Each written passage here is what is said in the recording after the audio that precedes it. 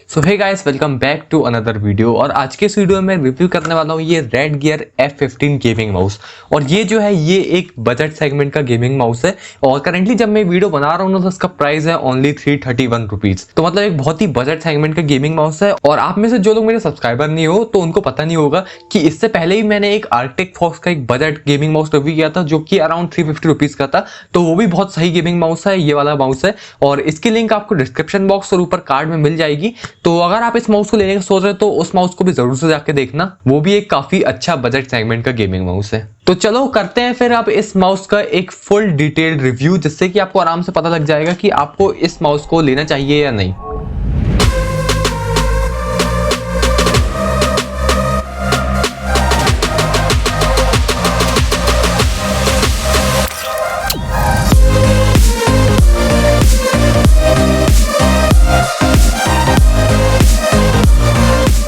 सबसे पहले यहाँ पर बॉक्स एंड बॉक्स कंटेंट से स्टार्ट करते हैं। तो ये कुछ इस तरह का बॉक्स आपको इस माउस के साथ मिलता है। और बाकी बॉक्स में पीछे की तरफ देखते हैं, यहाँ पर एक गेमिंग माउस के साथ एक मैक बना हुआ है। पता नहीं क्यों बना हुआ है, मतलब एक मैक और एक गेमिंग माउस का तो कोई कॉम्बिनेशन ही नहीं है।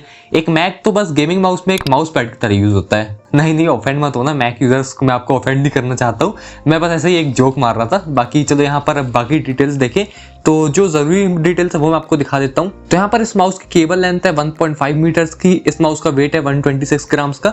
और इस माउस में आपको मैक्सिमम 6400 तक की DPI मिलती है। बाकी यहाँ पर प्राइस की देख ले तो प्राइस यहाँ पर 999 मेंशन किया गया है। तो अब बॉक्स कंटेंट्स की बात करें तो बॉक्स कंटेंट्स में आपको ज्यादा कुछ नहीं, एक तो आपको ये आपका माउस ही मिलता है और दूसरी आपको ये आपकी यूजर मैनुअल मिलती है। तो बस यही दो बॉक्स कंटेंट्स हैं जो कि आपको इस माउस के बॉक्स में मिलते हैं। इससे ज्यादा आपको और कुछ नहीं मिलता है। और वैसे आपको इस यूजर मैनुअल की भी जरूरत नहीं पड़ेगी, मैं आपको इस वीडियो में सारी चीजें बता दूंगा इस माउस के बारे में। अब फिजिकल ओवरव्यू पर आ जाए तो यहाँ पर आपको इस माउस में आपके लेफ्ट और राइट क्लिक मिलते हैं। यहाँ पर आपको ये आपका स्क्रॉल बॉल मिलता है। और आप इस स्क्रॉल बॉल को ध्यान से देखो तो ये स्क्रॉल बॉल थोड़ा सा राइट की तरफ टिल्टेड है। अब पता नहीं ये मेरे वाले यूनिट में ही है कि इसमें ऐसा ही होता है। बाकी इससे कोई प्रॉब्लम नहीं है यूज करने में ये बिल्कुल समझ में नहीं आता, बस मैंने ऐसे ही ये देखा तो सोचा आपको बता दूं। और यहाँ पर आपको ये DPI प्लस और DPI माइनस करने के डेडिकेटेड बटन्स मिलते हैं। साथ में आपको यहाँ पर ये दो एक्स्ट्रा बटन्स मिलते हैं इस माउस में इस जगह पर। और बाकी नीचे की तरफ देखें तो यहाँ पर आपका ये सेंसर है। और रेड गियर ने नहीं बताया कि ये कौन सा सेंसर है, तो यानी कोई ये गेमिंग ग्रेड वाला सेंसर नहीं है, कोई नॉर्मल सा सेंसर है। साथ में आपको एक ग्रिप यहाँ पर मिलती है और एक ग्रिप आपको यहाँ पर मिलती है ताकि आपका माउस आपके माउस पैड में अच्छे से ग्लाइड हो सके। अब लुक्स एंड RGB की बात करें तो लुक्स तो आप इस माउस के अपने सामने देख ही सकते हो, काफी गुड लुकिंग माउस है ये। मस्त इसका शेप है और यहाँ पर काफी अच्छा पैटर्न दिया गया है जिसके थ्रू की आपको अपनी LEDs दिखती है। तो ओवरऑल बहुत ही गुड लुकिंग माउस है ये। और गेमिंग माउस के मेन लुक्स तो उसके RGB की वजह से आते हैं ना, तो आप RGB भी यहाँ पर देख सकते हो। और इसकी जो RGB है ना, उसके जो इफेक्ट्स है वो आप चेंज नहीं कर सकते हो। इसमें आपको दो इफेक्ट्स मिलते हैं और वो दो इफेक्ट्स बाय डिफॉल्ट अपने आप चेंज होते रहते हैं थोड़े थोड़े टाइम में। अभी मैं आपको लाइट बंद करके दिखाता हूँ। तो ये इसका पहला इफेक्ट है। इसमें आप देख सकते हो कि लाइट थोड़ी धीरे धीरे यहाँ पर ब्लिंक हो रही है और ये वाला आपका पहला इफेक्ट है। फिर ये दूसरा इफेक्ट है, इसमें आप देख सकते हो कि जो आपकी माउस की लाइट्स है वो थोड़ी तेज ब्लिंक हो रही है यहाँ पर। तो ये दो इफेक्ट्स आपको इस माउस में मिलते हैं। और इसका ये जो ब्लिंकिंग इफेक्ट है ना, ये मुझे उतना अच्छा नहीं लगा है, क्योंकि ये ब्लिंकिंग इफेक्ट क्या है ना, ये इतनी तेज तेज ब्लिंक होता है तो ये वाला इफेक्ट थोड़ा डिस्ट्रैक्शन क्रिएट करता है। बाकी अगर आपको इस माउस की ये LEDs पसंद नहीं है तो आप इसके LEDs को ऑफ भी कर सकते हो। और ऑफ कैसे करना है वो बहुत ईजी है। आपको यहाँ पर ये जो स्क्रॉल बॉल है ना, इसको प्रेस एंड होल्ड करके रखना है। और इसको प्रेस एंड होल्ड करे हुए आपको यहाँ पर ये जो DPI प्लस वाला बटन है ना, इसको प्रेस करना है। तो आप देखोगे LEDs बंद हो गई। तो बहुत ही ईजी है इसके LEDs को ऑफ करना। सेम आप फिर से कर सकते हो। आपको यहाँ पर स्क्रॉल व्हील को प्रेस एंड होल्ड रखना है और फिर आपको इस प्लस वाले बटन को दबाना है। तो अब आप देखोगे इसके LEDs वापस ऑन हो गई। अब इसके बटन्स की बात करें तो इस माउस के जो बटन्स का क्लिक फीडबैक है ना, वो अच्छा है। मतलब कि कोई एक्स्ट्रा ऑर्डिनरी भी नहीं है। मतलब जैसा कि गेमिंग माउस में एक बटन फीडबैक होना चाहिए, बिल्कुल वैसे ही बटन फीडबैक आपको इस माउस में मिलता है। तो ठीक है, अच्छा बटन फीडबैक है, गेमिंग करने में मजा आता है, ऐसी कोई प्रॉब्लम नहीं है। बाकी बटन के साउंड की भी बात करें तो इसके बटन्स भी कोई ज्यादा साउंड नहीं निकालते, बिल्कुल नॉर्मल सा साउंड निकालते हैं, जितना कि कोई नॉर्मल माउस या फिर कोई गेमिंग माउस निकालता है। तो साउंड के मामले में भी कोई प्रॉब्लम नहीं है। वैसे आप एक बार इस माउस के बटन्स का साउंड सुन लो।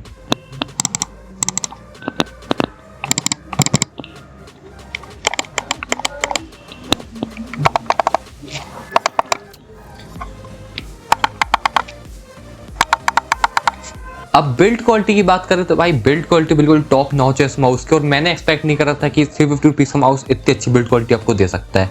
तो यहाँ पर आप ये सामने वाला पार्ट देखो तो ये पार्ट पूरा आपको सॉफ्ट रबर ग्रिप वाला मिलता है, जो कि डेफिनेटली काफ़ी अच्छी बिल्ड क्वालिटी इस माउस को देता है। और साथ में ये जो लेफ्ट वाला पार्ट है और ये जो राइट वाला पार्ट है ये आपको हाई क्वालिटी प्लास्टिक का मिलता है। मतलब इस प्राइस रेंज मैंने इतनी अच्छी क्वालिटी की प्लास्टिक पहली बार देखा है किसी गेमिंग माउस में। और साथ में ये वाली जो चीज़ है ना, ये वाले पूरा प्लास्टिक है, और ये जो बटन्स के ऊपर भी पूरा प्लास्टिक है, ये भी हाई क्वालिटी प्लास्टिक है, काफ़ी अच्छी क्वालिटी का। तो बिल्कुल टॉप नॉच क्वालिटी का प्लास्टिक है। और साथ में आप केबल देखो ना तो आपको यहाँ पर ये फुली ब्रेडेड केबल मिलती है इस माउस में, और इवन ये जो यहाँ पर ये जो केबल कनेक्ट है ना, ये भी यहाँ पर काफ़ी अच्छी प्रोटेक्शन दी गई है, तो इससे भी बिल्ड क्वालिटी काफ़ी अच्छी हो जाती है। तो भाई इसकी जो ओवरऑल बिल्ड क्वालिटी है ना, ये बिल्ड क्वालिटी ना अराउंड आपको 600 to 700 रुपीज़ वाले माउस में मिलती है, जो कि आपको ये माउस केवल 350 रुपीज़ में दे रहा है। अब CPS रेट की बात करें तो इस माउस में आपको 7.0 का CPS रेट मिलता है, और बाकी पूरा रिजल्ट तो आपको स्क्रीन पर दिख ही रहा होगा। और पोलिंग रेट की बात करें तो इस माउस में आपको मैक्स 130 हर्ट्ज का पोलिंग रेट मिल रहा है, बाकी आपको रिजल्ट तो स्क्रीन पर दिख ही रहा होगा। अब DPI की बात करें तो इस माउस में आपको 6400 की DPI मिलती है,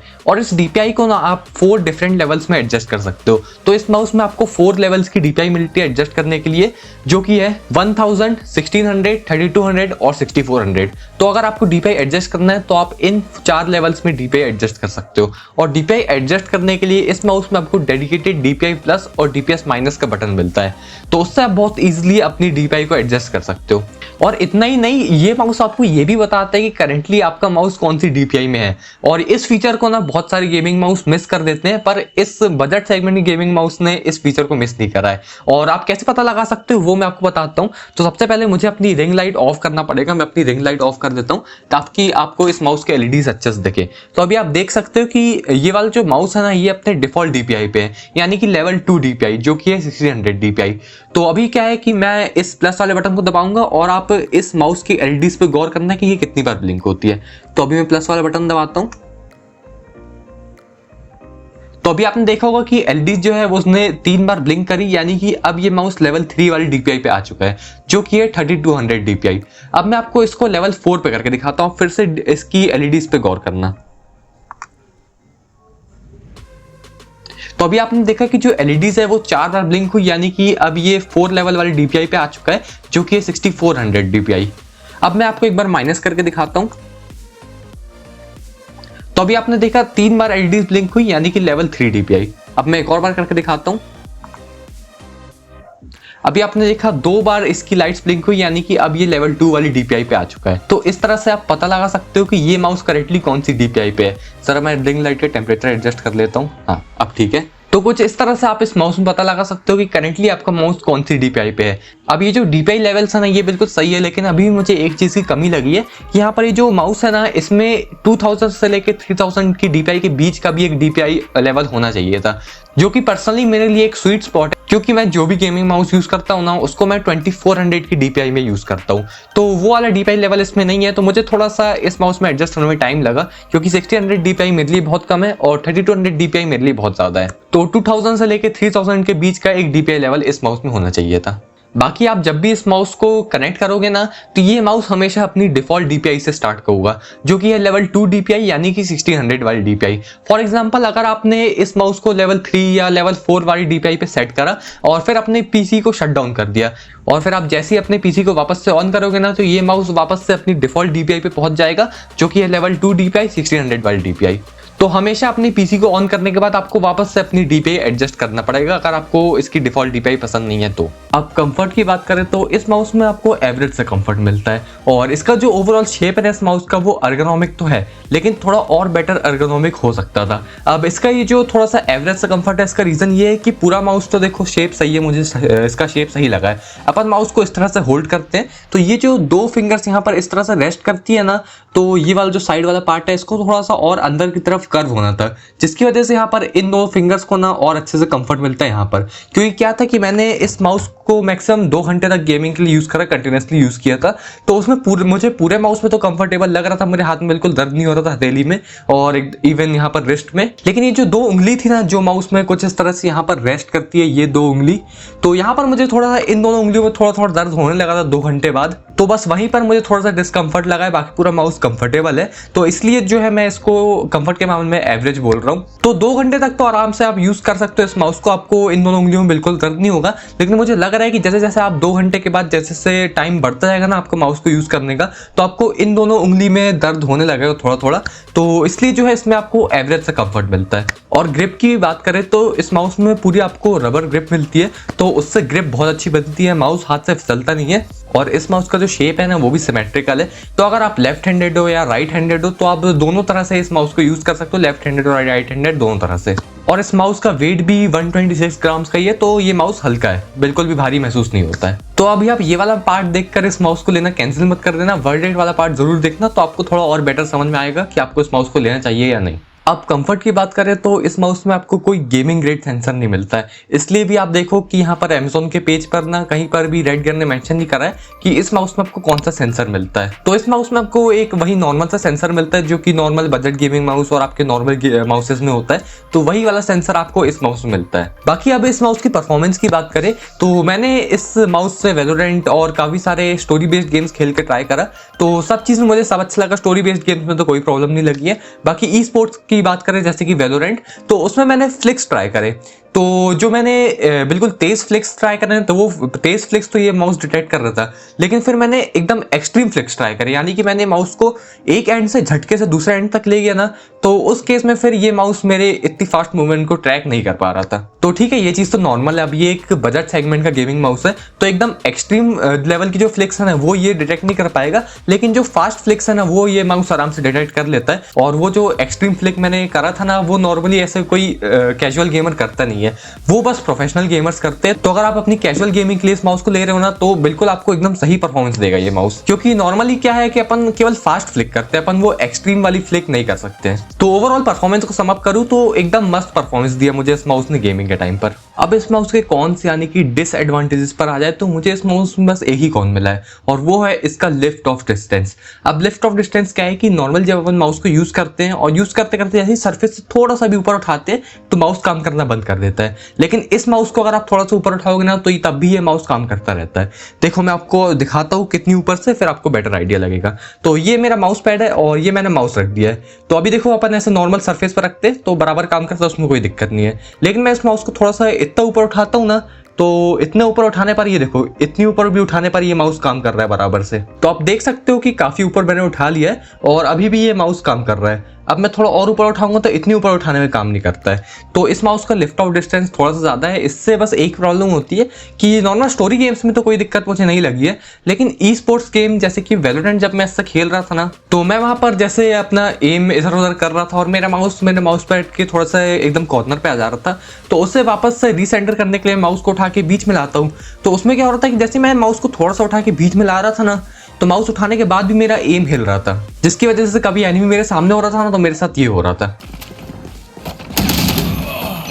तो इसके लिफ्ट ऑफ डिस्टेंस की वजह से ये वाली प्रॉब्लम रहती है कि आप जैसे ही माउस को रीसेंटर करने के लिए उठाते हो तो तब भी आपका एम हिल जाता है। तो अगर आप इस माउस को ले रहे हो ना तो आपको एक आदत बनानी पड़ेगी कि आप नॉर्मल से थोड़ा ज़्यादा ऊपर उठाओ इस माउस को रीसेंटर करने के लिए, तो फिर ये माउस आपकी मूवमेंट को डिटेक्ट नहीं करेगा। और अगर आप इस माउस को लेते हो तो धीरे धीरे यूज़ करते करते आपको इसको थोड़ा ज़्यादा उठाने की आदत पड़ ही जाएगी। अब एट लास्ट वर्डिक्ट पर आ जाते हैं, तो देखो 350 रुपीज़ के अराउंड में ये माउस आता है और उस प्राइस में ये माउस आपको अच्छी बिल्ड क्वालिटी दे रहा है, और इसकी बिल्ड क्वालिटी तो इवन जो 600 to 700 रुपीज़ वाले माउस होते हैं ना उसके बराबर की है। तो बिल्ड क्वालिटी बिल्कुल टॉप नॉच है, परफॉर्मेंस भी अच्छी है और साथ में आपको 6400 तक की DPI भी ये दे रहा है। बस एक चीज़ है कि इस माउस में कंफर्ट आपको एवरेज सा मिलता है, और कंफर्ट के बारे में सारी चीज़ें तो मैंने आपको पहले ही बता दिया है कि कंफर्ट इसका क्यों एवरेज सा है। बाकी कंफर्ट इतना भी बेकार नहीं है कि आप केवल कंफर्ट के लिए इस माउस को कैंसिल कर दो। और इतनी चीज़ मैं आपको बता रहा हूँ कि ये माउस एकदम एक्सट्रीमली कंफर्टेबल तो नहीं है, लेकिन इतना कंफर्टेबल तो ये है ही कि अगर आप इस माउस को ले लेते हो ना तो कभी आप अपने डिसीजन पर रिग्रेट तो नहीं करोगे। इतना कंफर्ट तो ये माउस आपको दे ही देगा। तो अगर आप इस माउस को लेने की सोच रहे हो तो आप बिल्कुल ले सकते हो, आपको ये माउस पसंद आएगा, आपको बिल्कुल भी ये माउस बुरा नहीं लगेगा। और अगर आपको कंफर्ट का थोड़ा भी इशू लग रहा है ना तो मैंने एक और माउस रिव्यू किया था बजट सेगमेंट का, ये आर्टिक फॉक्स वाला, ये भी आपको इसी माउस के अराउंड मिल जाएगा और हो सकता है ये इससे सस्ता भी मिल जाए। तो ये वाला जो आर्टिक फॉक्स वाला माउस है ना ये एक्सट्रीमली कंफर्टेबल है, तो तो इसका रिव्यू मैं आपको डिस्क्रिप्शन बॉक्स और ऊपर आई वाले बटन में दे रहा हूँ, तो जरूर से आप इस आर्टिक फॉक्स वाले का रिव्यू भी चेकआउट कर लेना और फिर डिसाइड कर लेना कि आपको इन दोनों में से कौन सा माउस लेना है। तो चलो फिर अब आज की वीडियो में इतना ही रखते हैं और फिर मिलूंगा आपसे ऐसी किसी वीडियो में। तब तक वीडियो को लाइक करें, शेयर करें और चैनल को सब्सक्राइब जरूर करें। तब तक के लिए बाय।